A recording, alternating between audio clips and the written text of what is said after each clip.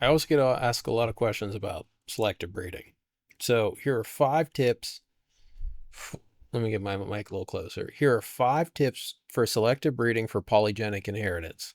These are kind of broad, but these are good, like, baseline mindset you need to get into to do this.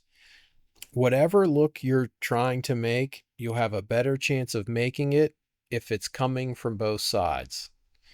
And what I mean by that is if you want a specific look, say wide side banding on the pattern outlining, you'll have a much better chance of reproducing or making that look if the animals you're using exhibit that trait or at least come from animals that had that trait, because that means they're most likely carrying it on a genetic level.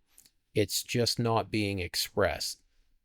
And that goes for color spectrum, that goes for back pattern, that goes, the back pattern shape, the diamond count, all of that.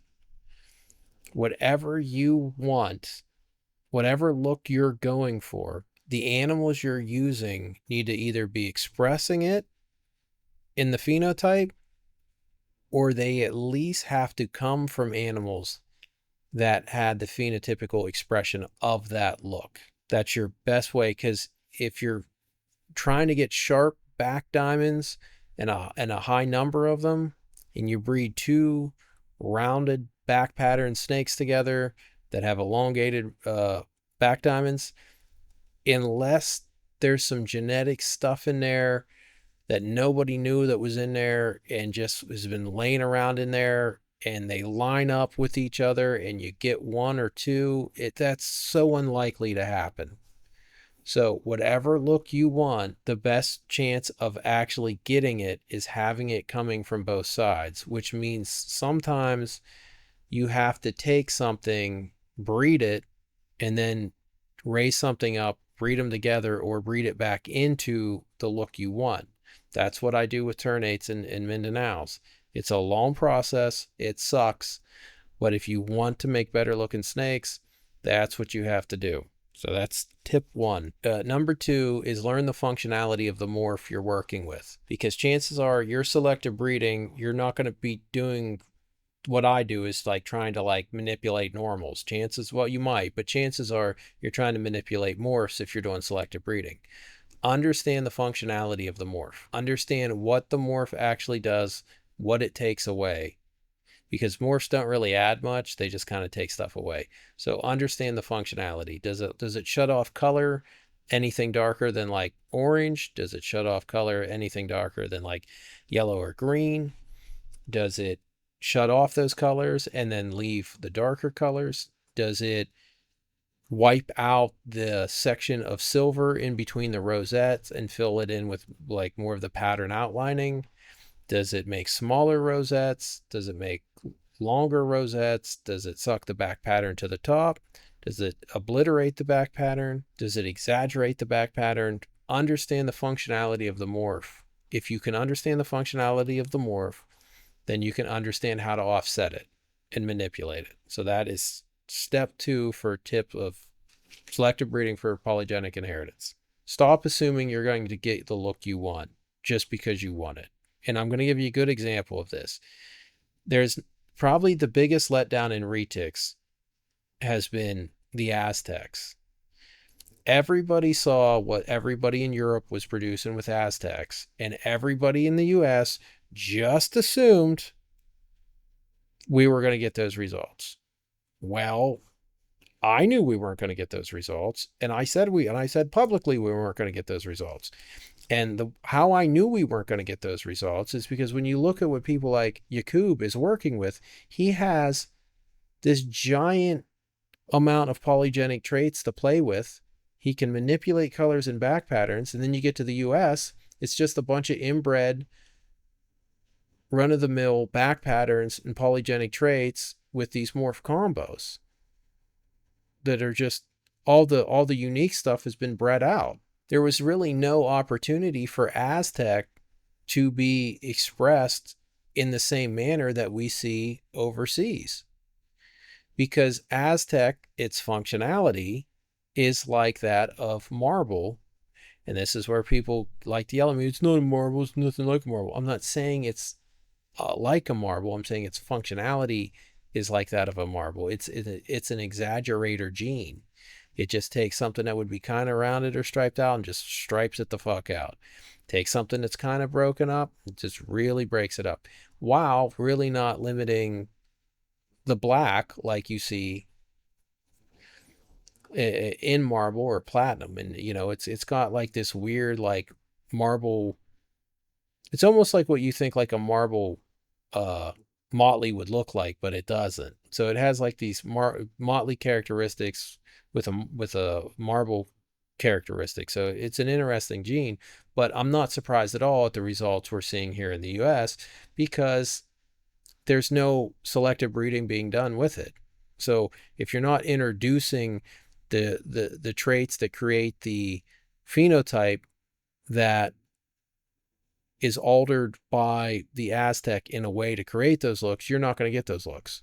Okay, that's just how it works. So, stop assuming that you're just going to get the look you want because you saw one overseas and you got the same morph. Okay, you got the same morph, but you don't have any of the polygenic traits that created that specific look.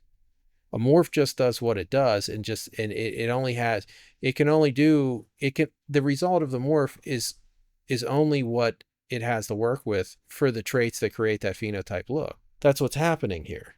We don't have anything, you're not adding anything unique into it on a secondary trait level to create these crazy awesome Aztecs. So you get junk Aztecs. That's what's happening. So stop assuming you're going to get what you want because that's what you want. And if you want crazy Aztecs, then add the genetics you need to get them, which isn't necessarily another morph, or it's localities. You got to add the localities. Like as soon as I get one, it's game over because I know exactly how to manipulate that morph. And I've never even seen one in person. 4, start studying localities. You want to understand how to selectively breed? Start studying localities. Start looking at localities. There's the locality archive on my website. Go to my website, start studying those pictures. I know this sounds stupid. Start studying localities.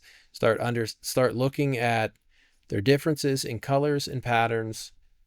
And once you do that, you'll really start to understand how they affect morphs and why they affect morphs. So, I said learn functionality of morphs. Well, learn functionality of specific localities because they all have these tendencies to do this or that, and start learning that. So if you learn functionality of morphs and then you learn functionality of localities, you immediately know what to use for what and how to make something look better. That's what I did. That's what I do. That's how I make crazy looking stuff. Start studying phenotypes. That's number 5. Now it's kind of the same as saying start studying localities, but start studying phenotypes is the next step. Start studying especially back pattern. High diamond count, low diamond count, thick black, thin black, the width of a diamond, the space in between diamonds. Are they connected? Are they interconnected? Are they aberrant? Are they round? Are they more of an octagon? How much of a distance?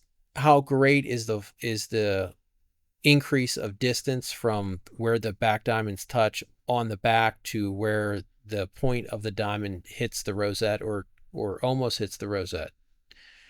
That's going to determine something simple, something like the amount of distance and the fall off of distance between the side points of the diamond. That's going to help you to figure out whether or not you're going to make striped tigers or you're going to make classic pattern tigers, because of how the tiger gene changes the shape of the back diamond. One makes classic, one makes striped. Trust me on that. And start studying that. Is the black thick enough and is the diamond wide enough across the back that it touches the rosette, or does it not touch the rosette? Start studying phenotypes, because if you can find the right phenotypical structure to, say, add black, learn to spot that. So if you see something pop up in your collection, like You notice this one snake out of this one clutch has black that connects from the back diamond of the rosette, and it actually shoots down to the belly. Well, now you got all these extra black scales. You got all these extra black connection to work with. Now you can offset anything you want that reduces black, or you can create a ton of contrast in your albinos. Or since marble kind of shatters black, well, you give marble more black to work with for more of it to shatter, for more of it to move around.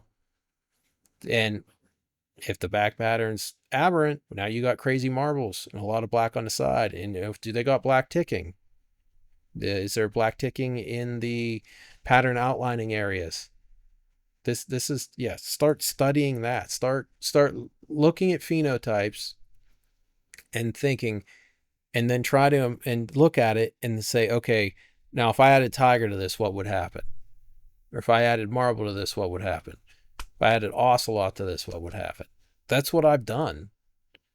That's how I selectively breed. I study this stuff, and then I try stuff, and I've seen the outcomes. And you don't. So I've already done a bunch of work. I already figured it out. You just have to learn it. You don't have to waste your time. Like, you don't have to do a bunch of breedings like I did to figure out exactly how all this is working, because we know how it all works now. You just have to learn it. So those are the 5 tips on selective breeding for polygenic inheritance. And I mean, if you're serious about selective breeding, this is the 5 things I would start with. Understand that it needs to come from both sides. Learn functionality of a morph. Stop assuming you'll just get what you want, because it's not how this works. Start studying localities and start studying phenotypes, and you will be producing way better looking snakes than most people. I can promise you that.